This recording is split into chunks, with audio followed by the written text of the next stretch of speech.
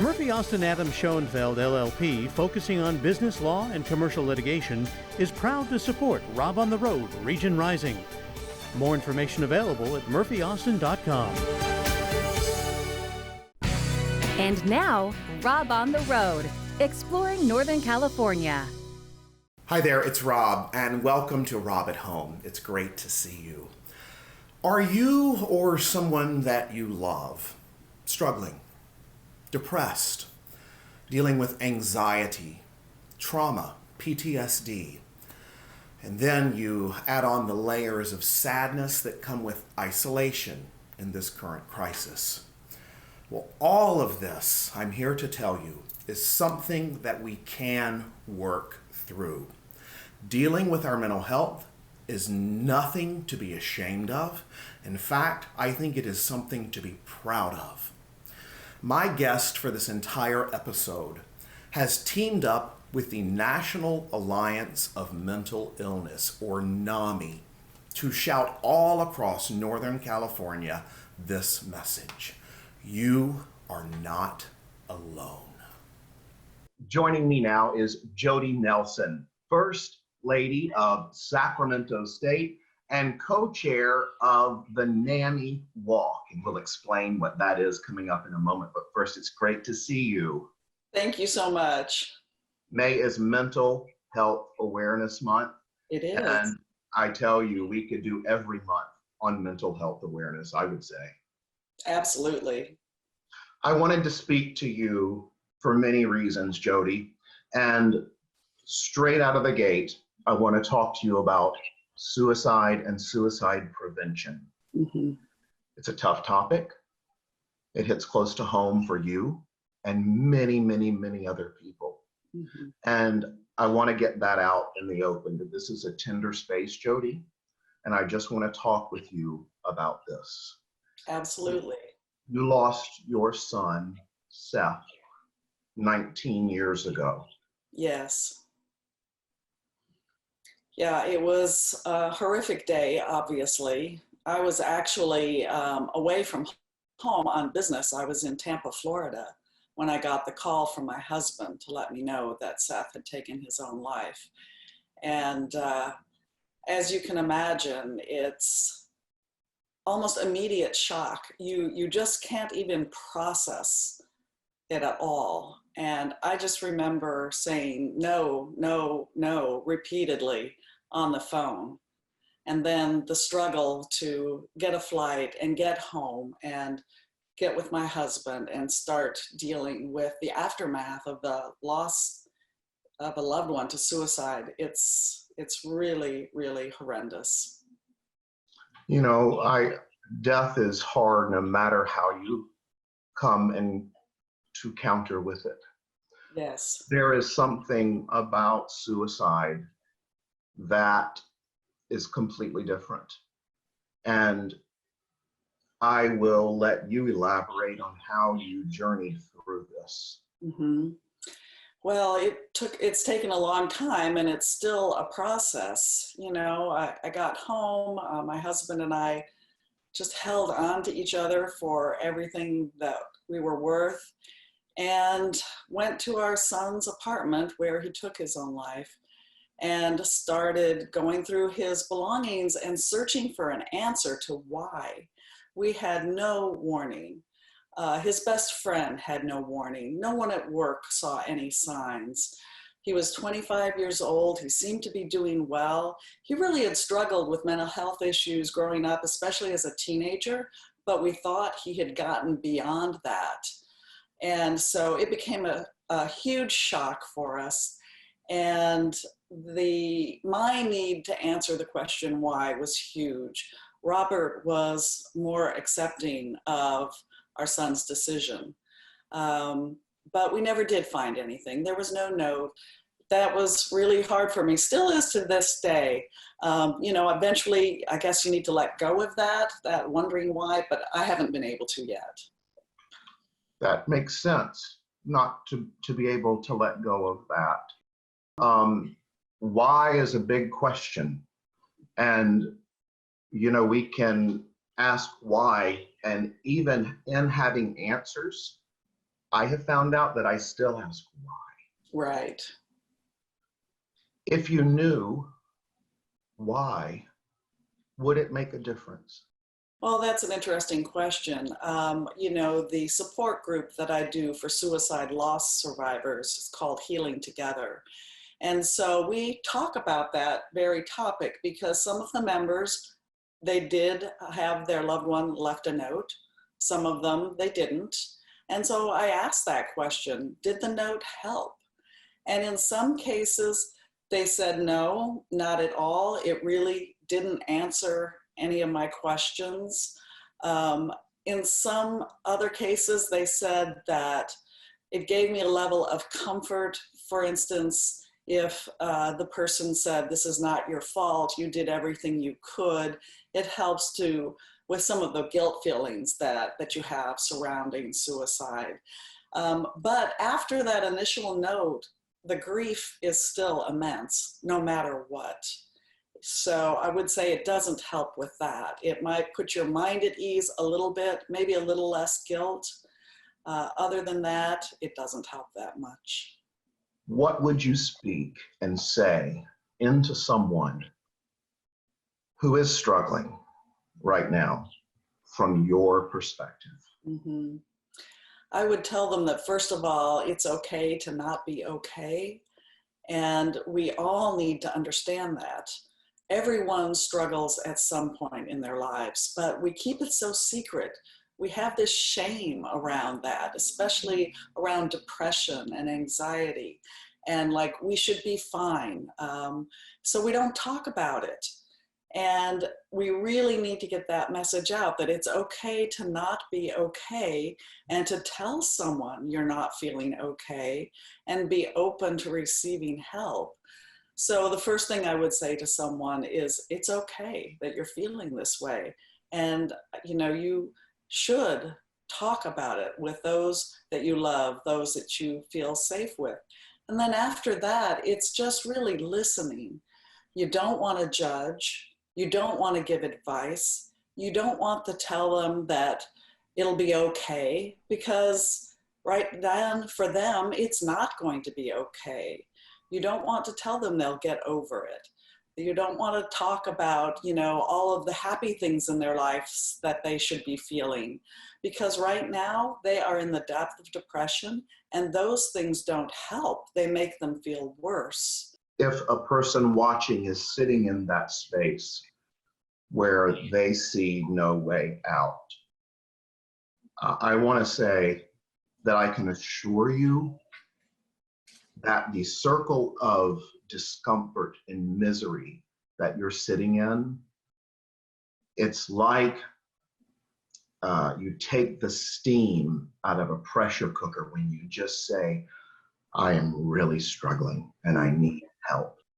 A way opens up just by saying, I need help, because nobody's alone. Absolutely. Absolutely. Yeah. And, you know, I have a fear of working with someone on the suicide prevention side, because quite honestly, I couldn't save my son's life. So what makes me think I could save someone else's life? But I've learned to move beyond that. Mostly I work with suicide loss survivors, someone who has lost a loved one to suicide, but those people are at risk of suicide themselves because of the depression, the guilt, the shame that comes after the loss. And so I have learned to take a deep breath and tell them it's okay, I understand where they are, and just talk with people and try to give them a little level of comfort and hope. I need to go back to something, Jody, and that is, you said you couldn't save your own son's life. You can't do something you weren't given the opportunity to do. That's very true.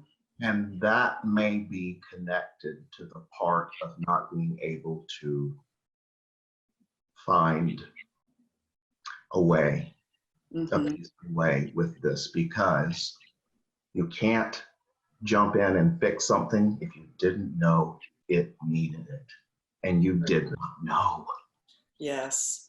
And even the parents or siblings or other loved ones who did know that they Right. were currently struggling, the stories I hear in our support group of everything they did to try and save their loved one's life, it's immense.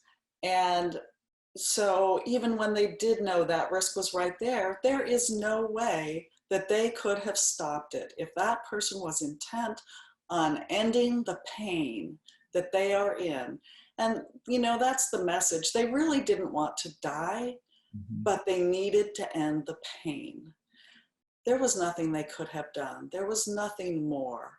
And trying to understand that is one of the first steps in healing, I believe. That's a very good point. And I also, like you, have worked with and known people who spent years with someone struggling, including them living in their home and trying everything they can. And in some cases, it still happened right there. And there's nothing, I'm convinced that there's nothing someone can do to stop that completely, but there is something we can do to stop the overwhelming compression of pain. And the main thing that I want people to hear is that they're not alone. And I'm not going to just say to someone, you're going to be okay, it's fine. Because when you tell someone that, it's almost like you're telling it to yourself. Oh, you're going to be fine. The truth is, at the time they're feeling this, they don't feel fine. Right. And when we're that deep into it, our perspective is our reality, and we need the perspective of others. Yes, and the understanding of others, that I understand how you're feeling. I am here with you. I want to help you. How'd your husband, what is his take to move forward in a way, and if there's any such thing as moving forward, but I guess just what is his perspective that clears some mental space? Well, it's interesting you should ask, because Robert and I dealt with Seth's suicide very differently. I immediately wanted to get into a support group and get help that way. He did not. I was obsessed with trying to find out why. He was not. He said, I need to accept my son's decision. And at one point he even said, I need to honor my son's decision. And I have to tell you, that threw me back hard. And to this day, I cannot think of honoring his decision. But for Robert, that's what he needed in order to move forward. And you don't move forward without pain and grief, but you do move forward. We were so different. I didn't start seeing a therapist or a counselor right away. But about 6 months after Seth died, it was September 11th, 2001, and the towers came crashing down. But I realized later that it added another layer of grief on top of what I was already experiencing. But I think of that extra layer of grief that 9/11 put on top of my loss.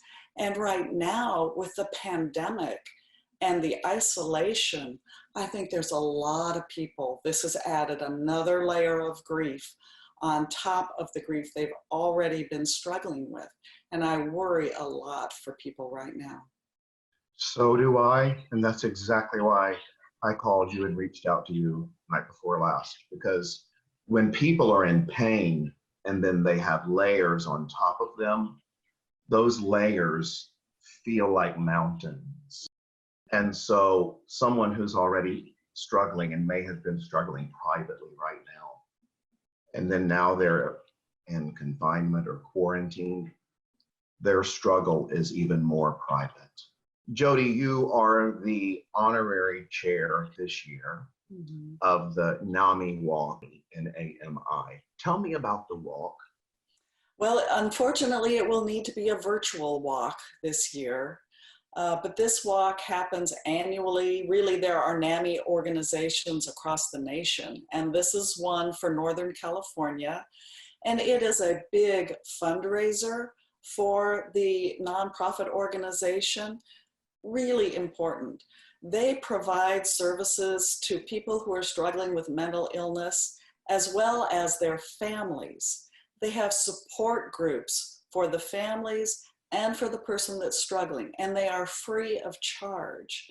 They have all kinds of education and resources available. I think if I had known about NAMI when Seth was young and struggling, it would have helped us immensely to have a support group with another family. We really kept it quiet. We were ashamed. We didn't know what to do. And NAMI really helps families, but they need the donations that come from this walk in order to keep providing those services.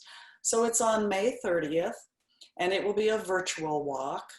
People can sign up by going to namiwalks.org/Northern California. And then of course the American Foundation for Suicide Prevention, AFSP, has a ton of resources. And you can go to afsp.org and click on I need help, or I know someone who needs help, or resources. Yeah, tell me about your support group. I'm fascinated by this. Do you run it? Yes, I run it. It's interesting because Robert and I have been very open about our loss. We will periodically get phone calls from someone. And at one point I got a call from someone who works at Sac State, and she said, I have a friend who just lost her son to suicide and she could use someone to talk to you. Would you be willing to call her? And I said, absolutely. So I called her, and she had very recently lost her son, and very, very emotional, obviously. And I listened, and I asked if she had looked for a support group. And she said that she actually had, but that she couldn't find a support group here in Sacramento, that there were ones in other areas, Elk Grove, Roseville, but she didn't feel like she could go to a support group and then drive home on a freeway and be emotional. She needed something close. And I was shocked. I didn't realize that there was not a support group for suicide loss survivors right here in Sacramento. And so I called the local chapter of the AFSP and talked to the regional manager. And I said, why isn't there a support group? And he said, because it's run by volunteers, and volunteers come and go. And so why don't you sign up and take our facilitator training and start a support group? And how could I say no? I mean, I was like, initially I thought, oh my, that's more than I signed up for. But eventually I realized that it was something I really needed to do. Has it helped you? It has. And, at first it was hard because in preparation for it, I went back and read my journal after Seth died, and it brought back a lot of those emotions and feelings. It really did. That's part of recovery. Yes, absolutely. Part of the steps, if you will. Even though it's been 19 years, so there are times when those emotions can come rushing back, and there are things that can trigger you. So it was important for me to kind of work through that before I started the support group. The facilitator training was wonderful. Good. Jody, are you able to look back over the last almost 20 years and say, what is the greatest thing that you have learned about yourself, about you? Yeah, I think I would say the greatest thing that I've learned is that I am very strong. And, you never know how strong you are until being strong is your only choice. And when you're put in that position, you somehow do it. And that's not to say that you're strong every day, but over the years, you grow and you learn. And, it's David Kessler that has a book on stages of grief. And of course, there's the traditional stages of grief.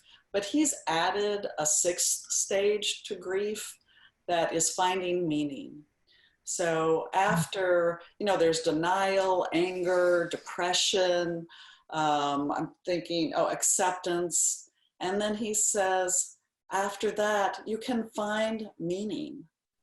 It is so wild how when something tragic happens in our lives and it strips away all of what we felt joy for and puts our darkness in the spotlight of our lives. Mm-hmm.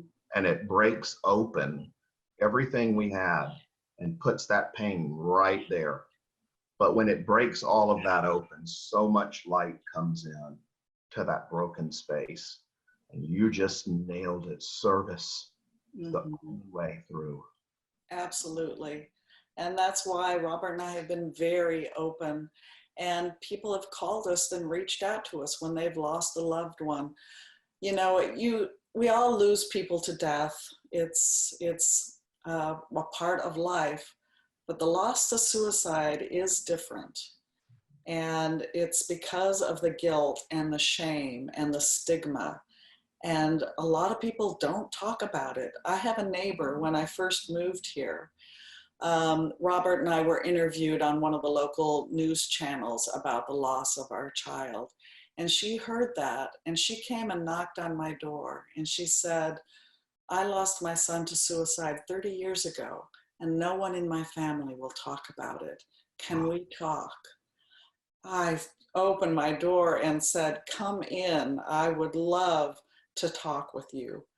I feel for those people that don't have someone to talk to. It's so important.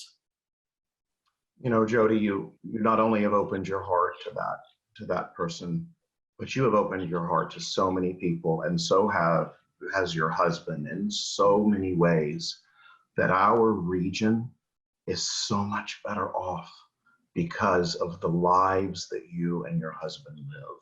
Oh, thank you so much. Mm-hmm. It gives meaning to our lives. It gives purpose to our life. At Sac State, Robert's assistant got a call from a young woman, a student. She's a freshman. She was on the rowing team. And she said, I really need to come in and talk to President Nelsen, and I'd also like to talk to his wife. And she didn't say why, but the assistant is a smart person, and so she made an appointment for her to come in and meet with us. Come to find out, her brother, just a year younger than her, a senior in high school, took his own life. And she was beyond devastated, of course, and struggling to stay in classes, to keep working with the rowing team, to not just drop everything and drop school and go home. So she came and talked with us. And she wasn't as much worried about herself as she was worried about her parents. And she wanted to know how we had gotten through this. So maybe she could talk with her parents and give her parents some help. It was just amazingly moving. And, we told her to stay in touch, but it was about a year later that she called and she said, I think I'm ready for a support group. Can I come to your Healing Together support group? I said, absolutely, welcome you with open arms. And, she's moving through, as you do, slowly but steadily. But that's just part of what Robert and I want to do, is help people like that. We help each other carry each other's load. Absolutely. It doesn't make it lighter, but the more that help you carry it, the more you feel arm in arm. Yes, and if you can just give someone a spark of hope, if they see in you that you have moved through this and that you're able to smile and laugh and enjoy life, you still have the pain, of course, but you can smile and laugh and enjoy life, then someone who this loss is so fresh to will just have a spark of hope that they can get there also. Powerful words from someone who I have deeply admired and felt connected to since the moment I met you. You were one of those people that when you enter their lives, you put a check mark on their heart and you're there forever. Thank you so much, Rob. I appreciate your compassion and your passion also. Thank you, Jody. I appreciate you sharing this very powerful time with us. And again, May is Mental Health Awareness Month. There is no shame in No mental shame. health. Absolutely. There's only pain carrying it alone, but you can break through that pain when you share what you feel is so shameful. There is nothing too shameful that you cannot share. Nothing. Absolutely. And when you share that, you're probably helping someone else who will say, oh, me too. I have those feelings also. So yes, you'll help yourself and you'll help others. Mm-hmm. Thank you, Jody. My best to you and to your husband. Thank you so much. Bye.